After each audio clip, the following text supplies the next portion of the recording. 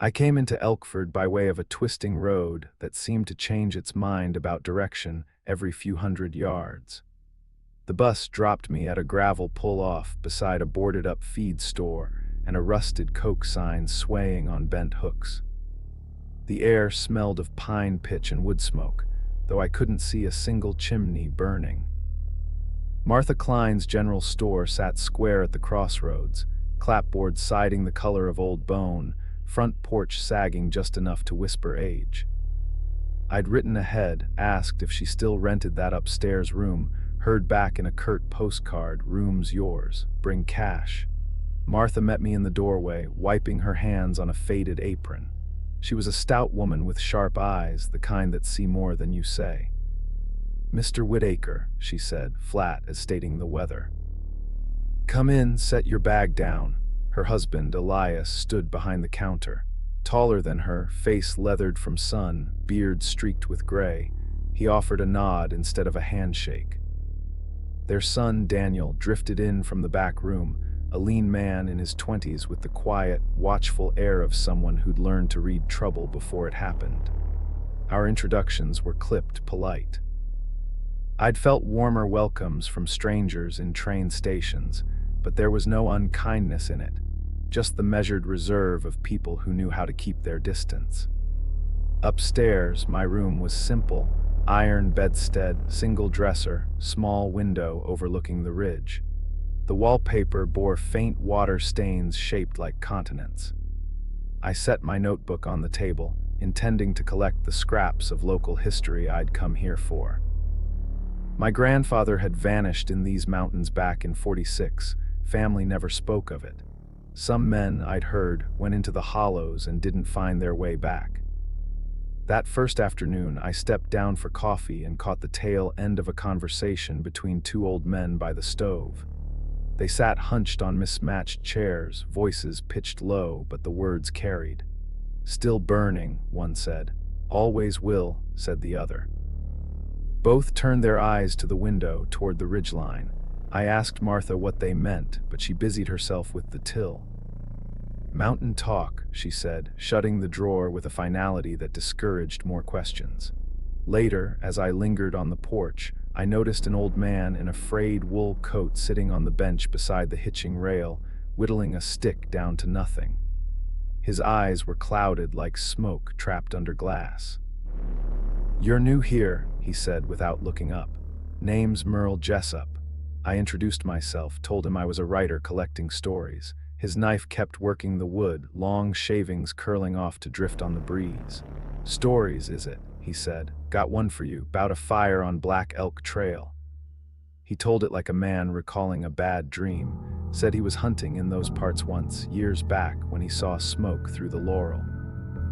Thought maybe other hunters had set camp, so he went closer. There they were, he said, 3 fellas in wool coats, gear old as the Depression. Tin pot was steaming, stew bubbling like it had just been set over the flame. One man had a knife in hand, carving meat, but they didn't see me. They looked right through me like I was the ghost. I asked what happened next. "Left him be," Merle said.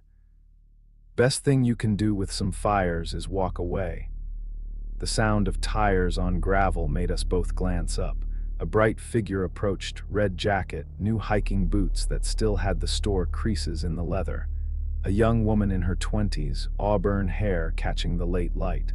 "Claire Sutter," she said cheerfully when Martha came out to greet her. "Here for the trail system. Hoping to get up on Black Elk before the weather turns." Merle made a noise in his throat. "You do well to keep to the marked loops." Claire laughed, quick and dismissive. "I'm not afraid of a little ghost story." The sun dipped behind the ridge not long after. Daniel came out to stack kindling by the porch. I caught him standing still for a long while, eyes fixed on the tree line where dusk had turned the pines into black spires. His jaw was set, lips moving silently as if counting. When I asked what he was looking for, he just shook his head and went back to work. That night, lying in the narrow bed upstairs, I thought I caught the faint smell of smoke drifting through the window, sharp and resinous, like green wood burning. It lingered long after I'd blown out the lamp. I told myself the mountains would be kinder in daylight. That was a lie I needed for my feet to move. Claire and I set out just after breakfast, packs light, the sky tacked together by thin white clouds that made the sun seem far away. Elias stood with his thumbs hooked in his suspenders and said nothing. Martha pressed a wrapped biscuit into my hand as if it were a charm. Daniel watched from the porch, one shoulder to the post, gaze fixed higher than any of us could see. "We'll keep to the marked blazes," I said, which was true until it wasn't. Claire had a map folded into fourths and a jittering energy that burned off the chill. She took photographs of everything, the weathered trail sign with its bullet pocks, the lichen-crusted boulder shaped like a sleeping dog, the long-ranked pines where a wind made the needles whisper. I kept a slower pace and let the old compass ride warm in my palm. The needle trembled sometimes in mountains, but it had never spun the way it had the night before. We walked until the town noise, a distant hum of a truck, a dog bark, fell away. Birdsong thinned. Past a blowdown of oak, the trail bent around a shoulder of sandstone and dived into a laurel hell so dense it ate the light. Claire ducked beneath a limb and tapped the map. "See," she said. "Second split pine should be right ahead, then the spur to Black Elk. Merle's ghost camp is a quarter-mile beyond." Merle said leave that fire alone. Merle also said sassafras tea cures consumption. We found the second split pine by its mutilation. Lightning had come down its spine years back and the tree had grown around the wound, its trunk forking into two thorned arms. A faint path cut away from the main trail there, beaten by boots that did not want to be seen. I stood with my back to the main blaze and breathed. The air tasted different. The ordinary odors of the forest, damp leaf mold, hemlock, the watery smell of cold earth had given way to something sharper. Wood smoke threaded through the laurel and with it a charred sweetness like fat on a hot iron. Claire's smile faltered. "Okay, that is strange," we went on. "The path grew tight enough to take skin if you were careless." My pack scraped green and left smears. The little spring Merle had mentioned sang somewhere below us, not visible, only a constant talk beneath the root work. The smoke rose stronger with every step. It should have been simple to find the source by scent alone, but the air in that cut of mountain had an odd habit. The smell drifted and returned, pressed to our faces, vanished, then coiled again as if circling rather than rising. The laurel opened onto a half-clearing scooped from the hillside like a bowl. There, bordered by tree roots, someone had set a ring of stones blackened by old heat. In that ring lay a bed of coals, breathing red as a heart. A split log burned down at one end, and the flame there had a hungry sound, a low lick and crack that made me think of a dog gnawing a bone. Over the fire hung a kettle by a greenwood rig. Steam curled from its spout and left a wet shine on the leaves above. I knew the year of the gear before I saw the details. Everything carried the heft of an earlier age, canvas packs stiff with oil. Wool blankets folded neat on the ground. A rope strung between two saplings with shirts hung to dry, buttons like mother-of-pearl dull from use. Tin plates set near a cut of log for a table. On one plate a spoon rested in a scoop of stew. The meat had cooled at the edges, but the fat still quivered and caught the light. A pocket knife lay open beside a loaf of bannock bread wrapped in a strip of flour sack that bore a faded mill name I recognized from old advertisements. 30-something, Claire whispered. God, we both looked to the ground. There should have been tracks. The soil was damp enough to hold a deer's cloven print, but no human tread marked that reddish slick. Even beneath the rope, where drips had fallen from the shirts, there were no scuffs, no boot-tip gouges. Claire pointed to the kettle, steam twining like a living thing. "I want a shot of that," she said. She stepped inside the ringed clearing, and I reached without thinking to stop her. My hand closed on air. She moved sure and slow as a woman approaching a window she had dreamed about. The kettle hissed. Claire squatted and framed it with the forest's rim, the fire, the rope above. the neat piles of gear around us like people had just stepped behind the trees to wash their hands. Her shutter snapped quickly. The sound seemed very loud. "Okay," she said after a while, "we have to go tell someone." "I am someone," I said, but my voice felt thin behind my teeth. "We should leave." As soon as we turned our backs, I knew how children feel when they've been seen taking what is not theirs. The quiet had a weight to it. The far spring spoke on, indifferent. Then, out of the trees to our left, a small sound. A twig gave. Soft footfalls followed, quick and careful. They kept pace with us for 6 steps, fell back, then came on again. I stopped and the footsteps stopped with me. Claire put a hand on my arm and shook her head. "Wind," she said. "Animals," I wanted to agree. I stood very still and listened until the inside of my ears hummed from the strain. Nothing but the spring, nothing but my pulse. We moved again. Within a dozen paces I heard them, a fraction late. Not the scuffle of a squirrel, not the 4-beat click of a deer. 2 feet, human weight. A man deciding whether to be seen. We broke out of the laurel and back onto the main trail. The blazed trunk gleamed pale in the dim.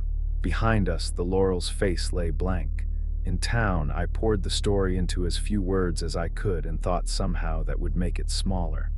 The opposite happened. As soon as I told what we saw, the room became a staging of cold hands. The old men at the stove turned away. Elias coughed and went to the storeroom without a word. Martha set a mug of coffee so hard on the counter the black ring leapt and spread. "Best not go back," she said. "You hear me, Thomas Whitaker? Best not." Claire opened her mouth to protest and shut it again when Martha's expression did not change. I did not argue either, because I had no language for the wrongness of that clearing. I sat upstairs at the little table and tried to write what we had seen. Each time I shaped the words, the smell of smoke came up in my head and swam me sideways. I slept poorly. The house settled and reset. Sometime long past midnight, a fox barked in the cuts above town, and the sound ran a wire from my jaw to my spine. At gray dawn, I reached for my shoes and found the corner of my notebook lifted from the table's edge. Claire's door stood open and her pack was gone. The air in the hall still held a thread of the cold she had carried in when she left. I told myself she had only wanted clean light and unspoiled tracks. I told myself if I ate a heel of bread and drank coffee, I would make a better guide. I told myself many things and none of them mattered. The second split pine had waited for us since before we were born. It would not mind a little more time. I took the path harder this go, less careful of scratches. The smell met me sooner. It had a familiarity that made my throat ache. I had been a boy in my grandparents' yard when they boiled apple butter in the wide pot, and the steam held a sweetness like a promise. This smoke carried a shadow of that memory, a cruel mimicry. The clearing looked the same at first, as if the night had been folded up and put aside for later. Fire, gear, kettle. Then movement at the far edge. A man stepped from the trees, thin and straight-backed, his wool pants tucked into striped socks. Another followed, broader in the shoulders, cap snugged on his head, the brim stained with old sweat. Both wore shirts rolled at the forearms, and their hair was pasted to their skulls with damp, like they had just washed in the spring. They could have been brothers, and they could have been strangers. Their faces held the kind of blank patience I had seen in men who knew how to wait a day for a deer. Between them stood Claire. She had her camera slung crosswise and her hands in the pockets of her jacket. She was talking and they were listening. The smaller man nodded from time to time like he could place each of her words in a drawer inside his head and keep them orderly. The broader kept his eyes on her face and once, briefly, on the trees beyond. "Claire," I called, and she turned with the slow grace of someone waking from a nap. "Tom," she said, "you came." "Of course I came." The men turned at the same moment and faced me, their heads cocked to the same angle. The expression that rose on their mouths did not reach their eyes. A faint smile only, polite and empty. The smaller one lifted a tin cup from the cut log table and held it out. Steam twined up from the surface of the coffee. It was a living gesture, practiced, the grace of a host who has poured 1,000 cups. "You came a long way," he said. His voice was ordinary. It had the shape of mountains in it, old vowels, soft consonants. I had expected something else. The normality pried me open. I stepped nearer than I should have. Heat rippled the air above the coals. The kettle murmured, not quite boiling, the lid dancing a fraction. The breath of the fire pulled at the hair on my hands. "Try it," the broader one said. "Warms a man." The cup stayed out, unshaking. I could see my face in its dull shine. Strands of steam curled around my nose, and there, within the heat, ran a different scent. Not chicory, not scorched. An iron edge, wet stone, a little sour damp like clothes that had never quite dried. I did not touch the cup. "What year do you think it is?" I asked. The question came out foolish. The smaller man's smile did not change. Claire put her hand on the tin rope where the shirts hung and pinched the fabric between finger and thumb like she was testing weft. "Tom, it is fine," she said, and that scared me worse than anything, the certainty in it, the idle grace of her posture. "They told me about the rock slide. It was early spring. A thaw came fast. Rocks moved like a herd. After, they set the fire to call help." "Help never came," the broader one said. "Not for us." I looked at the slope above the clearing and saw how the stones there were newer than the ones below, younger lichen, angles not yet softened by seasons. The mountain had sloughed like a man shrugging a coat. It had buried what was beneath and left the top clean enough to eat from. "You should not be here," I said to the men, and at once knew I had spoken backward. The smaller man's eyes flicked to the rope, the kettle, the clean plates. "We are," he said. He held the cup nearer.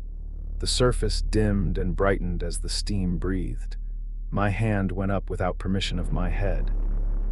In the curl of that steam I saw a shape I could not account for, a caravan of heat, a line of figures walking across the coffee's face toward me, each black and featureless, each with a little white spark where the heart should be.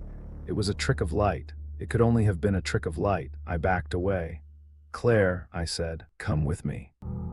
She looked once between us like a judge weighing two equal truths. Her mouth opened, a word formed that I did not want to hear. "I told them I would come back tonight," she said. The fire snapped. A coal fell and sighed into ash. The broader man did not look at it. His gaze did not leave my face. I took Claire's wrist, and she did not resist at first. The smaller man's hand lifted as if to take her other hand. He stopped midway, fingers cut from warm flesh to pale stone. "We can share the fire," he said. "There is room." I pulled Claire and she lurched forward, then let her weight hang, and the two of us made a lopsided machine. We stumbled through the laurel's mouth and tore leaves. Behind us, the fire continued its patient work. No shout, no pursuit, only the kettle's lid tick-tick as the heat found it and passed back. Claire came to herself on the main trail and wrenched free. "What is wrong with you?" she said. "They were kind." "They are not," I said. "They're not anything we have a word for." "They told me their names," she said, and then clamped her lips in a way that told me names mattered here. Her anger went out of her shoulders and another feeling took its place, a tender ache. She rubbed her wrist where my fingers had been and shook her head, baffled. "I promised, Tom." She would not look at me as we came down out of the trees. She would not look at the town either when it came into view. Elias stood with his hat in his hands. The old men by the stove would not meet my eye. Martha carried a sack of feed to a truck and set it down and stood very still for 4 heartbeats, like a woman listening for a sound only she can hear. Old Merle sat on the bench by the hitching rail with his whittling knife folded shut for once. He made a space with his knee and I sat without asking. Claire stayed standing, her gaze on the road that led back up the hollow. Merle cradled his hands like they hurt and kept his eyes on the plank floor. "You went," he said. "We did," I said. His throat worked. "Did they offer you coffee?" "Yes, they will," he said. "They always do." He told it like confession. In 1929, a thaw turned the ground to soup up there. 3 young men, one was Merle's cousin, Frank, had gone early against advice. The slope let go near dusk and took them, camp and all. When the mud set, the men were in shallow graves, their fire choked to nothing. Or so the searchers said. A week later, a hunter came down wild-eyed and swore there was a fire burning in that same clearing and a tin pot steam whistling as if a hand had just set it there. The county men went back with spades. They found nothing. A spring rain had come and washed the slope and left the upturned earth dressed as if for church. 2 weeks later, another report. A month later, another. They never quit that fire, Merle said. They like company. A friend of mine went up one evening full of promises, stayed by that fire till morning, came back with his boot soles soft from heat. He said it was the best night's sleep he had ever taken. He died a year later. Thresher caught a hand and pulled him through, open casket funeral. I stood there and the smell from the box was campfire with fat on it. Folks said I had a fit. Maybe I did. He looked at me then and his eyes were milked by age but not empty. "Do not make an appointment you cannot keep," he said to Claire without turning his head. "If you say you will sit by that fire, you will find yourself there." She laughed, but even she could hear the poor quality of it. She did not go inside the store. She stood at the rail until the light dropped and the ridge took back its colors. When the first star winked up above the cut, Daniel came and set himself beside me on the bench. "If you smell smoke again," he said, voice low enough not to travel, "do not look for the source. It will find you if you look, it will not if you do not." "You think that is how it works?" I asked. "I know what it has done to better men than me," he said. "I also know you cannot keep another person from the thing calling them.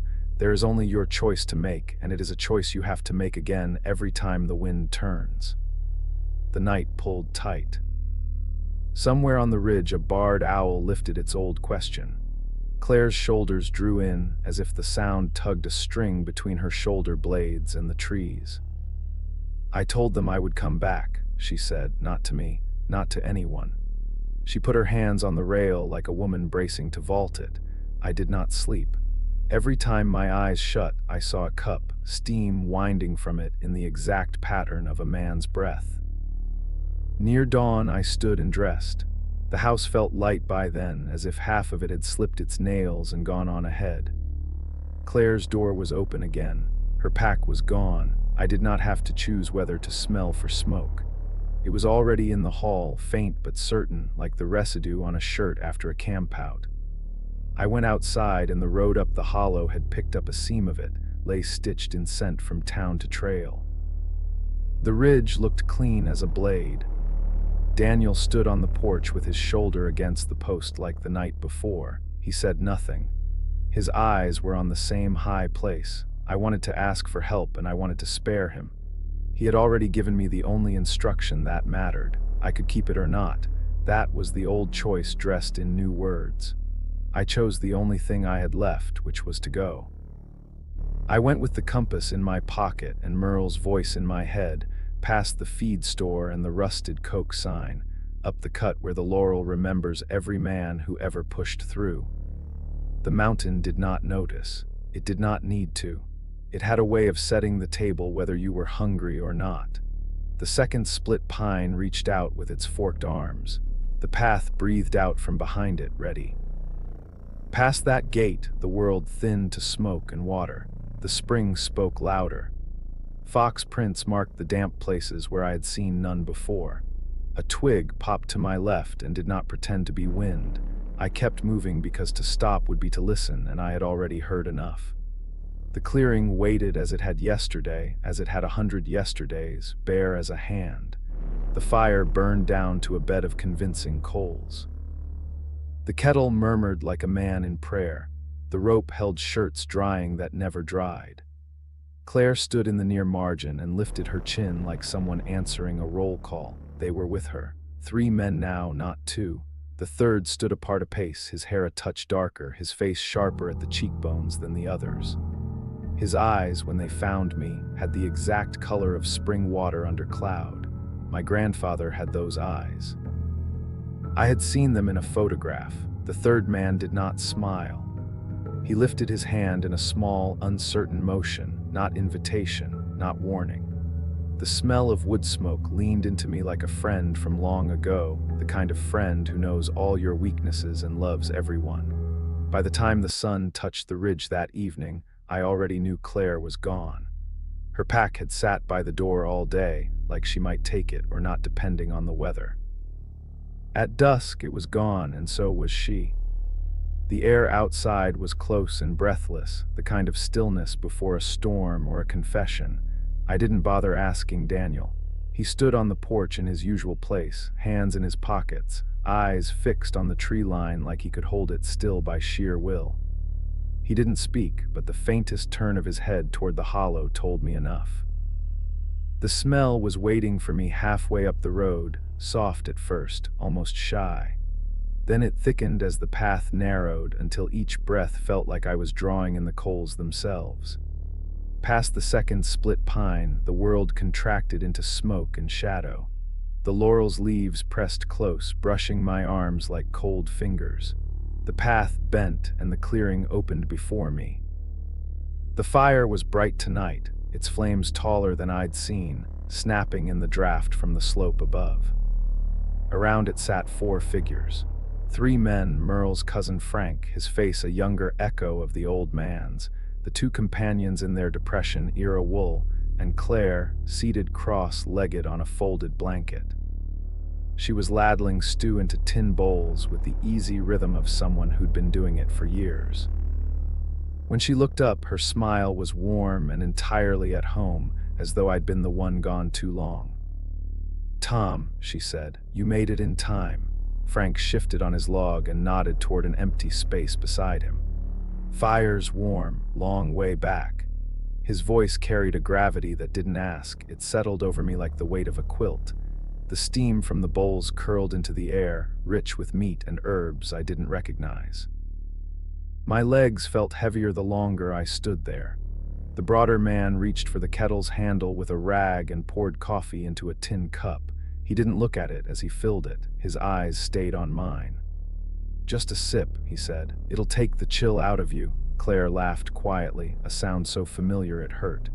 "You're safe here, Tom." I could feel the heat reaching me from where I stood. It was the kind of heat that made your bones ache in gratitude, the kind that promised rest and a forgetting of whatever you carried in from the cold. I took 1 step forward and then another. Ambiguous ending option, the log's surface was worn smooth from years of sitting. I lowered myself onto it without meaning to. Someone pressed the cup into my hand, warm and solid, the steam brushing my face. The fire cracked and hissed, and the voices around me blurred into a soft, steady murmur. I remember thinking how strange it was that I couldn't feel the night air anymore. And then there was nothing but the glow of the fire. Explicit ending option, I stopped short of the log, my knees shaking, the cup still hovering inches from my hand. Something in the smell, not the smoke, but what rode under it, made my stomach turn. Damp earth. Cold stone.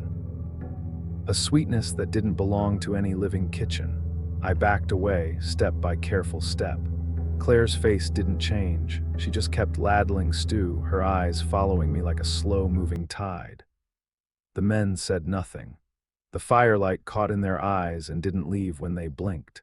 I turned and pushed back through the laurel, each branch clutching at my sleeves as if trying to keep me. The smoke followed me down the trail until it thinned into nothing. When I woke, the sky was the pale gray of first light. I was lying on the main trail, dew soaking the back of my coat. My pack was gone. My hands were empty. In my pocket, the tarnished compass my grandfather had carried was polished bright as the day he'd first owned it, and my clothes, though dry, held the faint, persistent smell of wood smoke.